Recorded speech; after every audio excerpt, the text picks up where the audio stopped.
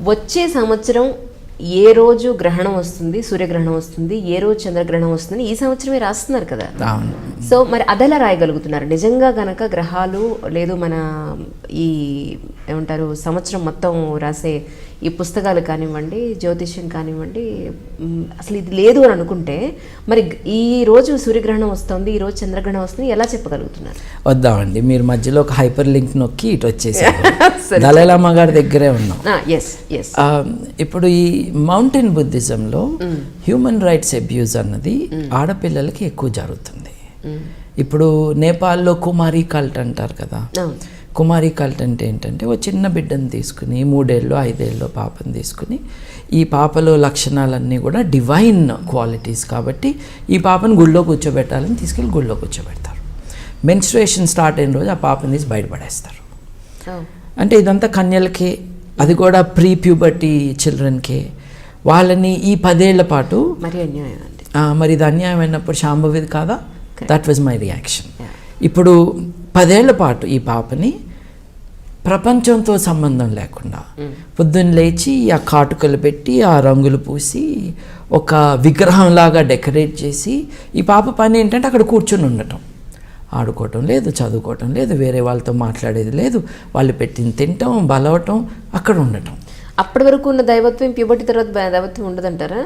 ఎందుకంటే మూఢనమ్మకాల్లో ఇవన్నీ ఫ్యాక్టర్స్ అన్నమాట. Primary victims of any kind of superstition almost by default are women, whatever age, చిన్న బిడ్డ నుంచి పెద్ద వరకు. శాంభవి కేసులో కూడా వజ్రాయన బుద్ధిజం యొక్క victim Shambhavi. So this is my analysis. What is my strategy? 2 ఉన్నాయి. ఒకటేమో పాప హక్కులు కాపాడాలి, బట్ ఇవి నిజంగా పాప హక్కులు అని చెప్పడానికి ఏమి జరుగుతుందో అర్థమయ్యేటట్టు చేయాలి. So I had a dual mission of mass education and persuasion and legal action. Legal action is against the guardians of Shambhavi, the media. But equally important is mass education. మళ్ళీ ఇట్లాంటి స్టోరీ రాకూడదు. సడన్గా ఏమవుతుందంటే దీన్ని oppose చేయకపోతే మళ్ళీ పుట్టాను ఇంకోటి వస్తాడు. ఎగ్జాక్ట్లీ. ఇప్పుడు శాంభవి నేను నాగార్జునతో, ఆచార్య నాగార్జునుడితో మాట్లాడాను అనగానే నేను అప్పుడు ఐ న్యూస్లో it was wonderful discussion going on. దాంట్లో ఒక ఆయన ఫోన్ చేశాడు వైజాగ్ నుంచి, నేను బుద్ధుడితో మాట్లాడాను అన్నాడు. అంటే ఇట్లా ఈ దమాక్లెస్ పీపుల్ అందరూ బయటకు వస్తారనమాట ఇట్లాంటి పిచ్చి భావనలు వచ్చినప్పుడు. అవునా, బుద్ధుడితో మాట్లాడావా? నువ్వు ఏ భాషలో మాట్లాడావు బుద్ధుడితో అన్న? ఈయన తెలీదుగా, బుద్ధుడి భాష ఏంటి ఈయన తెలీదుగా. అంటే మెంటల్ వాడికి ఇవన్నీ తెలవాలని లేదు.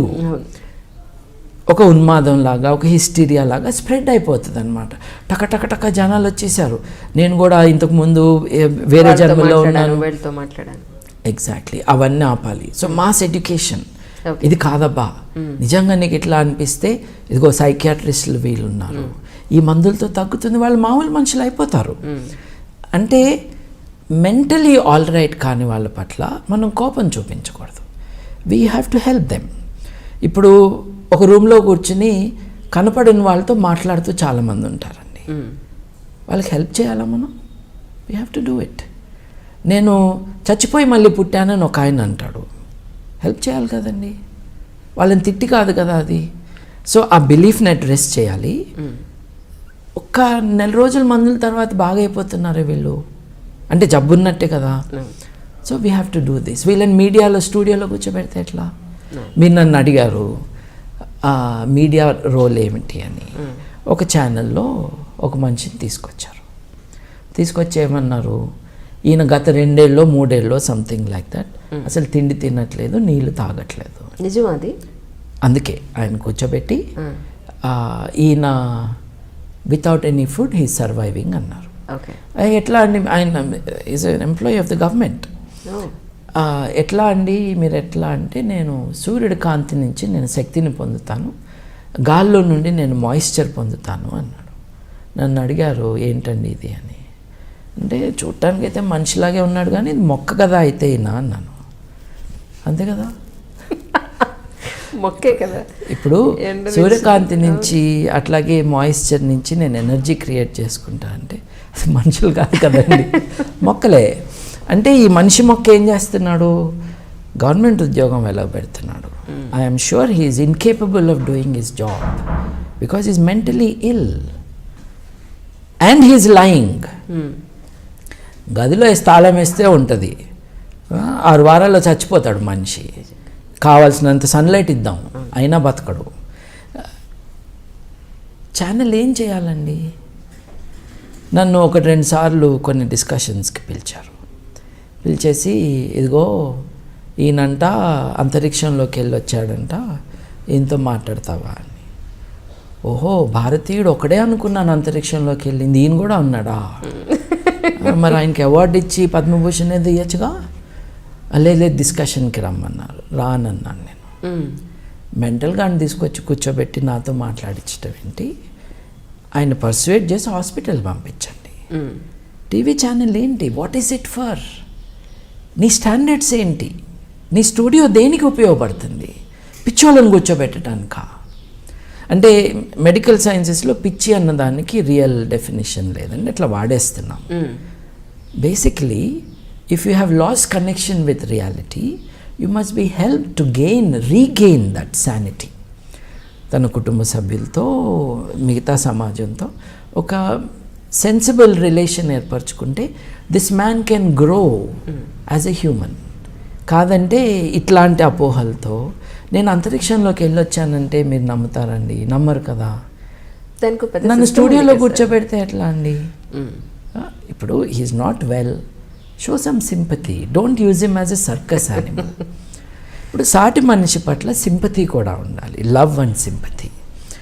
That man is in distress, he doesn't know it because he is so ill, so you have to help the person. So ఇట్లాంటివి జరుగుతూ ఉంటాయి. Same thing with the Dalai Lama matter. So on the one hand educate the people. చచ్చిపోయిన వాళ్ళు మళ్ళీ పుట్టరు అంటమే మన ఇచ్చే education. అందరికి అర్థమయ్యేటట్టు చెప్పాలి కదా. ఆదివారం చికెన్ తిన్నావా? తిన్నాను. అది మళ్ళీ పుడితే ఏం చేస్తా? మేకను తిన్నావా? ఇప్పుడు నువ్వు జీవితంలో తిన్న ఈ 200 మేకలు 200 కోళ్ళు కలిసి ఓ సైన్యమై నిన్నొచ్చి పొడిస్తే పుడుతున్నాయిగా మళ్ళీ తిరిగి. నువ్వే చెప్తున్నావుగా పుట్టినాక మళ్ళీ మెమరీ ఉంటుందని. అరే ఈడరా నన్ను తిన్నది అని వచ్చేసి పొడిచేస్తే బతుకుతావు నువ్వు అంటే నవ్వొస్తుంది, కానీ ఆలోచిస్తారు కదా. అవును కదా. సో పునర్జన్మ అన్నది లేదు. కొంచెం ఈ మూఢనమ్మకాలన్నింటికీ కూడా మూల కారణం అవిద్య అనేదని అక్కడే మెయిన్ చేయాల్సిన పని ఉంది అని మీకు అనిపించలేదా? లేదండి, మూఢనమ్మకాలకి మెయిన్ కారణం అన్నది అజ్ఞానం అండి. అజ్ఞానము అవిద్య ఒకటి కాదండి. కామన్ సెన్స్ లేని అజ్ఞానం ఏదైతే ఉందో దానికి దోహదం బాగా చేసేది మతం అండి. ఇప్పుడు ఆత్మ ఉన్నదని చెప్పినాకనే కదా పునర్జన్మ అన్నది. ఆత్మకి డిస్ట్రాక్షన్ లేదన్నాకనే కదా. శరీరం డిస్ట్రాయ్ అవుతుంది, ఆత్మ కాదని చెప్పారు కదా. కాబట్టి శరీరం వెళ్ళిపోయినా కొత్త చొక్కా కొనుక్కున్నట్టుగా కొత్త శరీరాన్ని తెచ్చుకుంటుంది ఆత్మ అంటారు. అలా అనుకుంటే ఇప్పుడు మరి మీ చెప్పిన దాని ప్రకారం భగవద్గీత అబద్ధమే అనుకోవాలా, రామాయణం కూడా అబద్ధమే అనుకోవాలా మనం? ఎందుకంటే అందులో చెప్పారు కదా, ఈ శరీరం మట్టిలో కలిసిపోతుంది, ఆత్మ అనేది అలాగే ఉంటుంది, ఆత్మ మళ్ళీ వేరే రూపాన్ని సంతరించుకుంటుంది అని మన భగవద్గీతలో కానివ్వండి ప్రతి పురాణాల్లో చెప్తూనే ఉన్నారు. మీరు రామాయణం చదివారండి? మీరు? నేను చదవలేదు సార్. చదవలేదు. భగవద్గీత చదివారండి? లేదు. అందరూ చెబితే మరి ఎట్లా అండి? చదవకుండా అందరు ఇట్లా మాట్లాడితే రామాయణంలో ఇది లేదండి. నేను చదివానండి. అందరూ చెప్తే వినడమే. ఇప్పుడు ప్రవచనాలు చెప్తున్నారు, ఆ ప్రవచనాలు వినడమే. వాళ్ళు చదివారండి?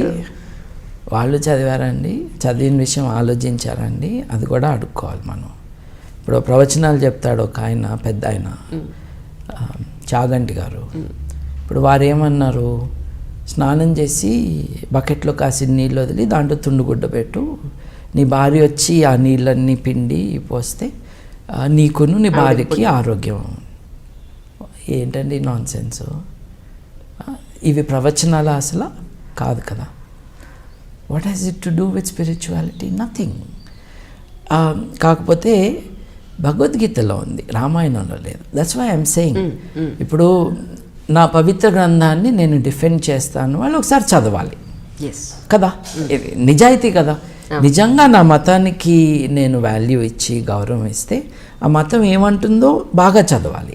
అలాగే ఆ మతంలో వచ్చిన సంస్కరణలు ఏంటో కూడా తెలుసుకోవాలి. ఇప్పుడు మతం అంతా ఒరిజినల్గా బాగానే ఉంటే సంస్కరణలు ఎందుకు మీరు ఆహ్వానిస్తున్నారు? మతం అంతా బాగా ఉంటే లేదు కదా.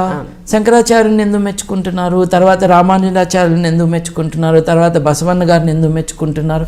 ఏదో బాగాలేదనేగా వాళ్ళు వచ్చింది. వేదాలంతా బాగా ఉంటే ఉపనిషత్తులు ఎందుకు వచ్చాయి? వేదాలు ఉపనిషత్తులు సేమ్ థింగ్స్ చెప్పట్లేదు కదా.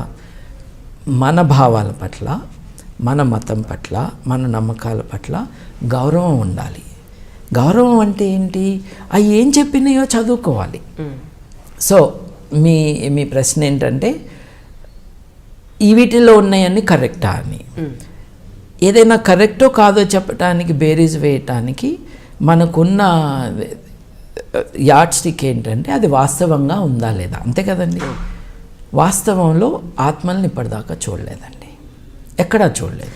మొన్న మీరు యూట్యూబ్లోనే దొరుకుతాయి. ఇప్పుడు ఆత్మలు ఎక్కడ కనిపించినాయి అంటే ఫోటోషాప్ చేసేవాడు దుకాణంలో, యూట్యూబ్లో దొరుకుతాయి. దయ్యంతో సెల్ఫీ తీసుకునే ప్రయత్నం చేశారు గోగినేని బాబు గారు మొన్న ఊళ్ళో, కానీ ఆ దయ్యం చాలా క్లియర్ కనిపించిందట కదా మీకు చెప్తున్నారు. ఆవిడ రాలేదుగా. ఇక్కడ చూడండి, దయ్యాలన్నీ ఆడదయ్యాలే. మీకు ఎప్పుడన్నా అనిపించిందా ఏంటి మగ దయ్యం ఎక్కడా లేదు, దయ్యాలన్నీ ఆడదయ్యాలే అని? మంచి చేసే దయ్యం ఉందా? లేదు కదండి.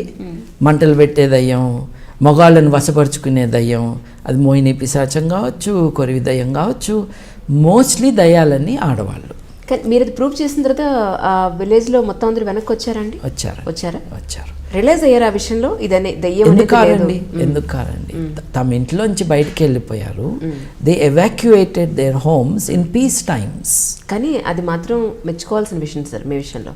ఒక పొలిటికల్ పార్టీ చేయలేకపోయింది, ఒక అధికారంలో ఉన్నవాడు చేయలేకపోయారు, ఒక మతస్థులు చేయలేకపోయారు, మీరు మాత్రం అచీవ్ చేశారు. ఎందుకంటే దెయ్యం ఉందన్న భయానికి గ్రామం మొత్తం ఖాళీ చేసి వెళ్ళిపోతే మీ మాట మీద మీరు అక్కడ ఒక నైట్ 2 నైట్స్ అక్కడ వన్ నైట్ ఉండి దాన్ని మీరు ప్రూవ్ చేసి ప్రజలందరినీ మళ్ళీ నమ్మించి వాళ్ళ ఇళ్ళకి వెనక్కి తీసుకురావడం అంటే చాలా పేషెన్స్తో కూడుకున్న విషయం.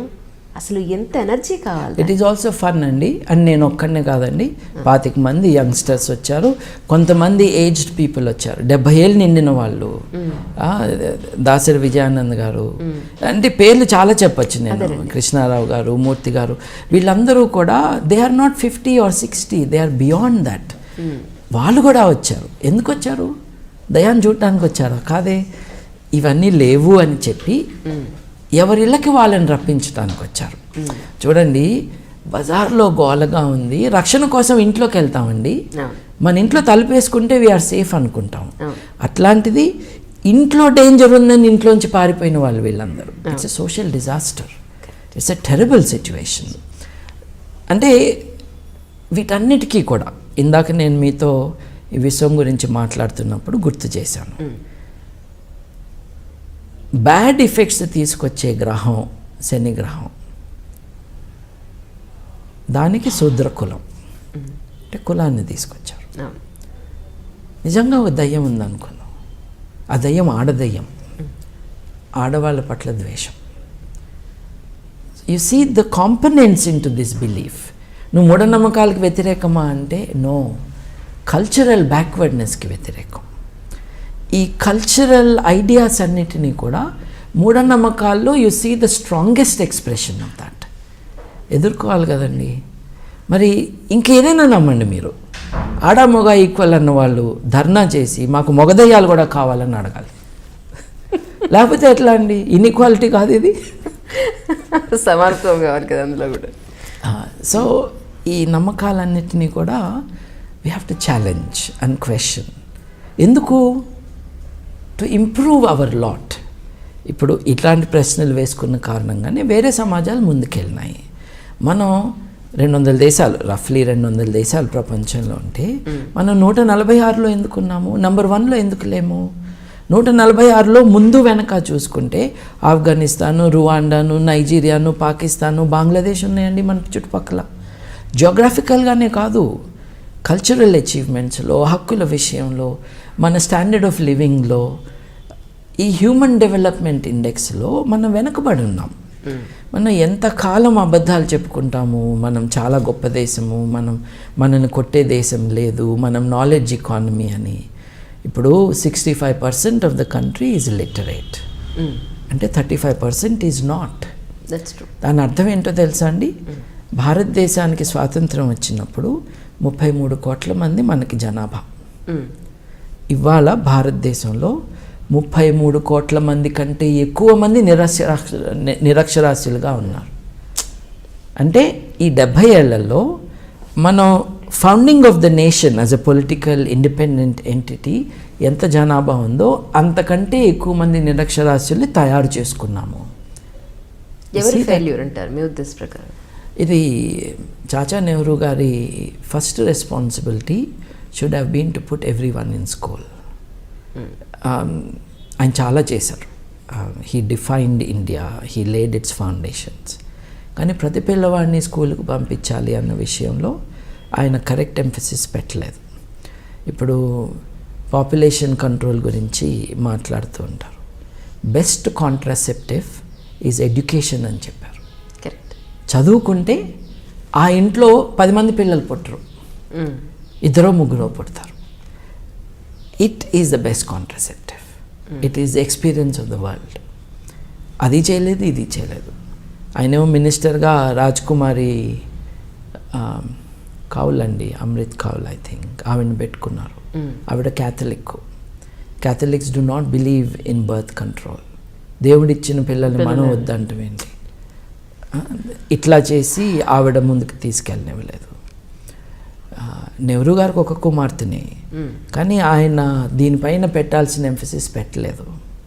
So this has been a disaster. But మీరు చెప్పిన దాని ప్రకారం అంటే ఇందాక మనం అక్కడ మధ్యలో ఆగిపోయినట్టున్నాం. దలైలమ్మ ఆయన అక్కడే కూర్చోబెట్టాం. దలైలమ్మ గారు మళ్ళీ వెళ్ళాలి ఆయన దగ్గర, వెళ్ళాలి. అది మీరు కంక్లూడ్ చేసేస్తే నెక్స్ట్ దానికి వెళ్దాం. అంటే దలైలమ్మ దగ్గర యాక్చువల్లీ ఆయనతో మీకున్న అబ్జెక్షన్ ఏంటి? అదే ఇప్పుడు అంటే ఆయన అక్కడ కొండ మీద వదిలేసాము టిబెట్లో. ఆయన పట్ల ఉన్న ఈ బ్లైండ్ బిలీఫ్ ఎట్లా ఉండేదంటే, Tibet was a feudal nation. దేన్నైతే మనం వదిలేద్దాము అని అనుకున్నాము కొన్ని వందల సంవత్సరాల క్రితం భారతదేశంలో ఉండేదో, ఆ ఫ్యూడల్ వ్యవస్థలో ఆయన మలమూత్రాలను కూడా పవిత్రంగా భావించే దేశంలో ఆయన రాజు. Is a religious leader and also a temporary. ఎలా ఉంది సార్ పరిస్థితి అక్కడ? వస్తున్నానండి. ఆయన అక్కడి నుంచి ట్యాక్సీలు కట్టమన్నప్పుడు ఆయన అక్కడి నుంచి పారిపోయి మన దేశం వచ్చాడు. కేవలం అదే కాదు, చైనా దురాగతాల్లో టిబెట్ ఆక్యుపేషన్ కూడా ఒకటి. Okay, China has occupied Tibet. It need not have, it should not have. అది జరిగింది కదండి. అప్పుడు టిబెట్ యొక్క స్వాతంత్రం కోసం a wonderful representative was Dalai Lama. ఆయనకి గ్రేట్ పబ్లిక్ రిలేషన్స్, బాగా నవ్వుతాడు. There is a presence about him which is impressive. కాకపోతే ఆయన మతరాజ్యాన్ని స్థాపిస్తాడు కానీ డెమోక్రసీని స్థాపించడు. ఒకటి అదైతే, దలైలామా అనే ఆయన అందరూ బుద్ధిస్టులకి రిప్రజెంటేటివ్ కాదు అన్నది ఒక విషయం.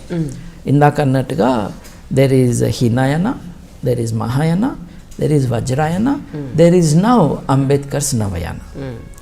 వజ్రాయన అన్నది చాలా చిన్నది. ప్రపంచంలో 33 కోట్ల మంది బుద్ధిస్టులు ఉన్నారండి. వాళ్ళల్లో దలైలామా గారి లెక్కల ప్రకారం 60 లక్షల మంది మట్టుకే వజ్రాయనలో ఉన్నారు. చైనా లెక్కల ప్రకారంగా, చైనా అయితే 25 లక్షలే అని చెప్తుంది. దలైలామా గారు చెప్పింది ఏంటి అంటే వజ్రాయన బుద్ధిజంలో 60 లక్షల మంది ఉన్నారు అని. ఈ 60 లక్షల మంది అందరూ దలైలామా వెనకలేరు. దాంట్లో 4 స్కూల్స్ ఉన్నాయి. 4లో గెలూపాకి ఈయన head, and that's the second largest sect of Vajrayana. 60 లక్షల మంది 4గా డివైడ్ అయితే దాంట్లో బిగ్గెస్ట్ ఆర్గనైజేషన్ ఈయనది కాదు, సెకండ్ బిగ్గెస్ట్ ఈయనది. ఓకే, ఈ does not represent Buddhism. First thing, అరే బుద్ధుడే పునర్జన్మని నమ్మలేదు, నువ్వు మాట్లాడితే ఎట్లా బుద్ధుడి పేరుతో ఎట్లా ఒప్పుకుంటాం? So that is number 1. మీకు బుద్ధిజానికి మీకు అబ్జెక్షన్స్ ఉన్నాయా మీ ఉద్దేశ ప్రకారం? అంటే బుద్ధుడు was probably the first moral teacher of the world, probably the first. దేవుడు లేడు అని భారతదేశంలో యాక్టివ్గా అనుకుంటున్న టైంలో బుద్ధుడు పుట్టేటప్పటికే సాంఖ్యులు కానీ వైశేషికులు కానీ అనుసిద్ధాంతం కానీ ఇవన్నీ కూడా సాంఖ్యులు ఏం చెప్పారు, యూ కెనాట్, శూన్యం నుండి దేన్ని నువ్వు క్రియేట్ చేయలేవు అని చెప్పారు సాంఖ్యులు. ఎంత గొప్ప ఆలోచన అండి అది. ఈ విశ్వం అంతా కూడా పదార్థంతో నిర్మించబడింది, ఆ పదార్థం అన్నది అణువు అని కణాదుడు చెప్పాడు. ఆల్రెడీ ఆ భావాలు స్ప్రెడ్ అయి ఉన్నాయి. అటువంటి దాంట్లో దేవుడు అవసరం లేకుండా నైతికంగా ఎలా బతకాలో బుద్ధుడు నేర్పించాడు. దేవుడు అవసరం లేకుండా నేను శకునాలు చెప్పను, వాస్తు డైరెక్షన్స్ నేను చెప్పను అని కూడా బుద్ధుడు చెప్పాడు. చాలా గొప్పవాడండి. కుల వ్యవస్థ అప్పటికే గట్టిగా ఉన్నది. అలాంటి కుల వ్యవస్థలో ఉంటున్న సమాజంలో బుద్ధుడు ఆరామం యొక్క తలుపులు తెరిచాడు. ఎవరైనా రావచ్చు ఆరామంలోకి. నేను ఈ మతం కానీ ఈ కులం కానీ అన్న మాట లేదు. He inaugurated a new chapter in the spiritual life of humanity. అంతేకాకుండా బుద్ధుడి ఇన్స్పిరేషన్తో కొన్ని వందల సంవత్సరాల పాటు భారతదేశంలో స్వేచ్ఛ పెరిగింది.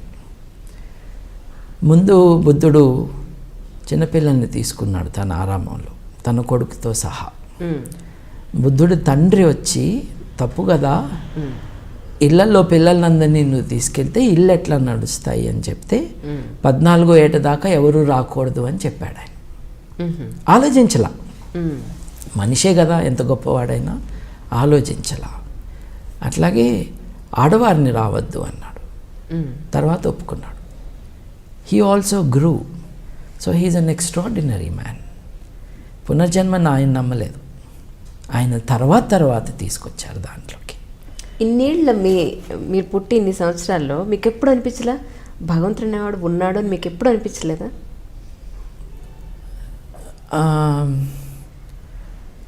స్కూల్ డేస్లో అప్పుడప్పుడు a few times.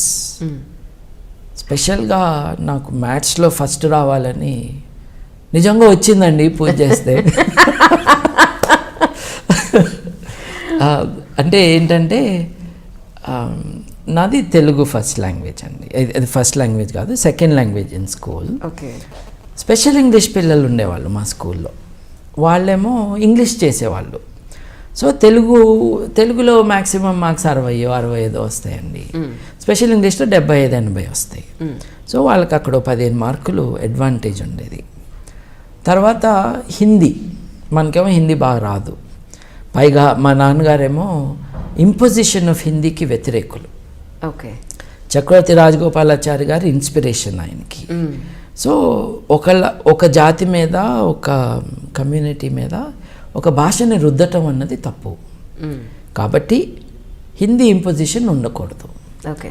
తమిళనాడులో హిందీకి వ్యతిరేకంగా చేసిన ఉద్యమానికి చక్రవర్తి రాజగోపాలాచారి, రాజాజీ గారి స్టాన్స్ వాజ్ ఫండమెంటల్.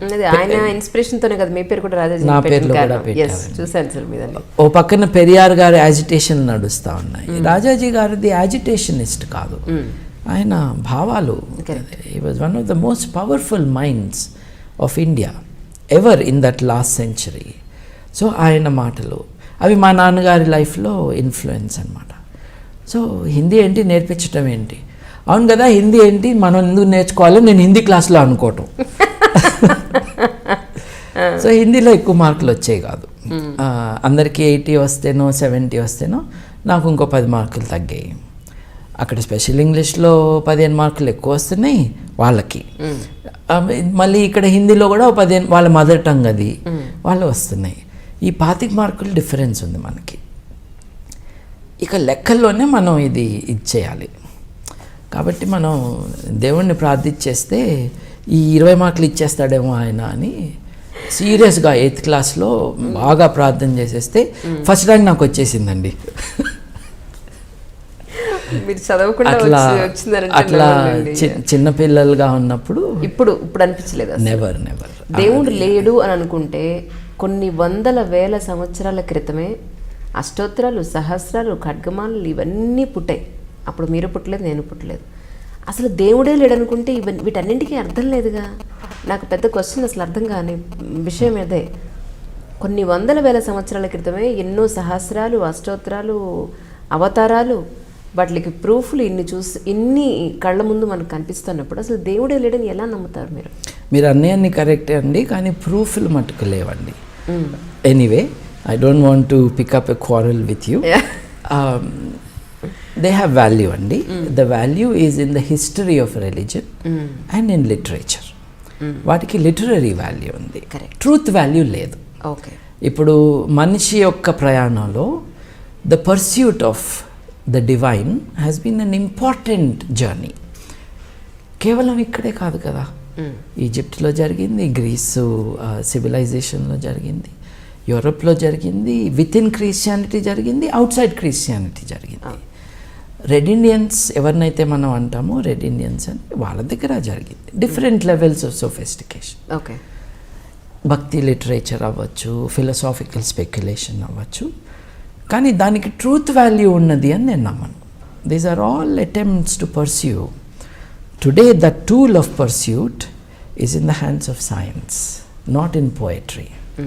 ఒక గొప్ప హిస్టోరియన్ అంటారనమాట, it all starts in poetry and then goes on to become philosophy and finally it become science అని. సో మీరు పాతకాలపు లిటరేచర్ తీసుకుంటే అది పోయట్రీ లెవెల్లో ఉంది. వాటిల్లో కొన్ని ఉపనిషత్తులు లాంటి వాటిల్లో it has become philosophy. But philosophy cannot lay claim to truth. When this philosophy becomes science, then you can come to the truth. Philosophy అంటే డార్క్గా ఉన్న ఒక హ్యూమన్ సిచ్యువేషన్లో అది ఎలా ఉంటుంది అన్న ఆలోచన. అది మొరాలిటీ కావచ్చు, నేచర్ ఆఫ్ రియాలిటీ కావచ్చు. And when knowledge comes, philosophy is not needed anymore. Philosophy is replaced by knowledge. మీకున్న మెంటల్ సాచురేషన్ పాయింట్కి సినిమాని చూస్తారా మీరు అసలు? ఒకప్పుడు నేను సినిమా రివ్యూస్ రాసేవాడినండి. అవునా? ఇప్పుడు పరిస్థితి ఏమిటో? ఇప్పుడు చాలా తక్కువ అండి. రీసెంట్గా లాస్ట్ మీ మూవీ ఏది? రీసెంట్ చూసిన మూవీ?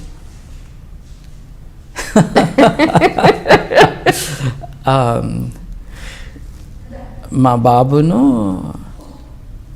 నా వైఫ్ ఇద్దరు చిన్నపిల్లలే, ఇద్దరు కలిసి జాంబీ సినిమాలే చూస్తూ ఉంటారు. అట్లా నేను మా ఇంట్లో సినిమాలు ప్లే అవటం చూశాను, కానీ I never sat down to watch. నిజానికి దీనికి ఎవరు మీనింగ్ చూడకూడదు, మీరు అన్నారు కాబట్టి చెప్తున్నాను. నేను చూసిన లాస్ట్ 2 ఫిల్మ్స్ తెలుగులో సినిమా హాల్కి వెళ్ళి చూసినవి, 2 పవన్ కళ్యాణ్ సినిమాలు.